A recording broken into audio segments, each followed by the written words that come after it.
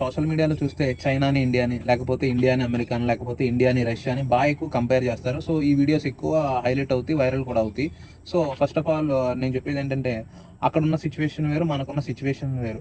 మన political conditions వేరు, వాళ్ళ పొలిటికల్ కండిషన్స్ వేరు. సో మన జీడిపి వేరు, వాళ్ళ జీడిపి వేరు. మన పర్ క్యాపిటా ఇన్కమ్ వేరు, వాళ్ళ పర్ క్యాపిటా ఇన్కమ్ వేరు. Completely different. సో ఇక్కడ సినారియో మారిపోద్ది. కరప్షన్ కూడా జీరో టాలరెన్స్ అక్కడ. ఇప్పుడు సపోజ్ ఇక్కడ మనకి లంచం పట్టుకుని దొరికితే ఆల్మోస్ట్ ఒక 2-3 డేస్లో వాళ్ళు బయటకు వచ్చేస్తారు. వాళ్ళకి లైఫ్ లాంగ్ వేసేస్తారు, లేకపోతే డెత్ సెంటెన్స్ కూడా ఇచ్చేస్తారు. సో అటువంటి స్ట్రిక్ట్ కండిషన్స్ ఆ కంట్రీలో ఉన్నాయి. సో మన కంట్రీలో అలాంటివి లేవు. సో లేకపోవడం వల్ల ఎవరికే భయం బాధ్యత కూడా లేదు. ఇవన్నీ మనం చూస్తాం అనేసి, సో ఎక్కడో చైనాలో ఏదో జరిగింది, ఎక్కడో జపాన్లో ఏదో జరిగింది, లేకపోతే యుగాండాలో ఏదో జరిగింది, శ్రీలంకలో ఏదో జరిగింది అంటారు. ఫస్ట్ ఇండియాలో ఏం జరుగుతుందో తెలుసుకోండి ఫస్ట్ ఈ జనాలందరూ. ఇప్పుడు ఎక్కడో ఇక్కడ ఏదో డ్రైనేజో లేకపోతే రోడ్డో బాగోదు, వీడు డైరెక్ట్ పిఎం లేకపోతే సీఎంని పెట్టి పచ్చి బూతులు తిడతా ఉంటాడు. వీడు లిటరల్లీ అడగాల్సింది అక్కడ ఎవరిని? లోకల్ కార్పొరేటర్ని, లేకపోతే లోకల్ ప్రెసిడెంట్ని, లేకపోతే విఆర్ఓని, వీళ్ళని అడగాలి వీళ్ళు.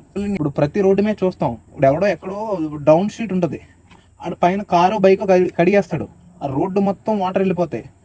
ఆ జిహెచ్ఎంసీ వాళ్ళు కానీ మిగతా వాళ్ళు కానీ ఏం చేస్తారు? అవి మనం చేసి తప్పులకి. ఇప్పుడు డ్రైనేజ్ అప్పుడు నాలాలు నిండిపోతున్నాయంటే అందులో లిటరల్లీ చెత్త బ్యాగులు వేస్తున్నారు జనాలు. ఈ చెత్త బ్యాగ్స్ లేకపోతే వెజిటేబుల్స్ ఇవన్నీ వేస్తున్నారు వాళ్ళు. మనం ఇండియాలో జీరో సివిక్ సెన్స్తో ఉండి మనం చాలా ఎక్స్పెక్ట్ చేస్తే గవర్నమెంట్ కూడా ఏం చేయలేదు. ఇప్పుడు రీసెంట్గా ఓపెన్ అయిన వందే భారత్ ట్రైన్స్లో గుట్కా వస్తున్నారు జనాలు. ఇంకేమనాలి వాళ్ళని? తప్పంతా ఎవరిదో కాదు, లిటరల్లీ మనదే, పీపుల్.